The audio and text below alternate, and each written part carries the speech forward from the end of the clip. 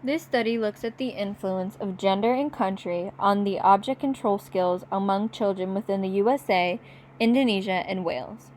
Object control skills are skills used to manipulate equipment, such as throwing or catching. The development of fundamental motor skills, such as object control skills, is the key to predicting children's future rates of physical activity and overall health. And object control skills are particularly important to the development and interest in organized sports and games.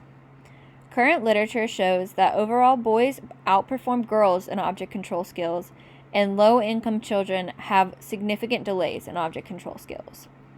Although there is no clear data to explain these trends, some developmental researchers have pointed towards cultural differences and opportunities to be active, role modeling of sport and activity, and availability of programs to boys and girls.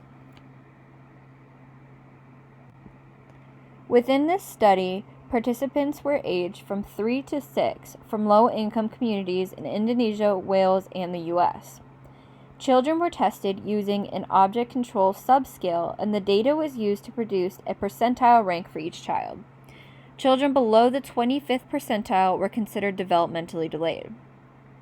Using this data, an ANOVA was conducted which assessed the extent to which children were developmentally delayed in object control skills, gender differences in object control skills, country differences in object control skills, and gender by country differences in object control skills.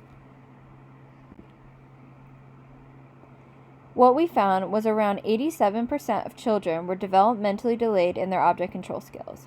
Additionally, the analysis showed a significant gender effect, a significant country effect, and a significant gender by country effect. Looking a little closer at the data, this table shows the descriptive statistics of object control skills percentiles by gender and country. In gender, we saw boys significantly outperform girls in object control skills. In country, a post hoc Tukey test showed that the U.S. outperformed Indonesia and Wales, whereas children in Indonesia outperformed children in Wales. Finally, in gender by country, we saw boys outperform girls in Indonesia and Wales, but Wales, we did not see a gender difference in object control skills at all. So what does this data mean? Variation in delays in object control skills within the U.S., Indonesia, and Wales show that the U.S. has the least delay and Wales has the most. And these ideas can be explained in literature, which points to opportunities to be active, quality of the built environment, role modeling, motor skill instruction, and the financial barriers to motor programs.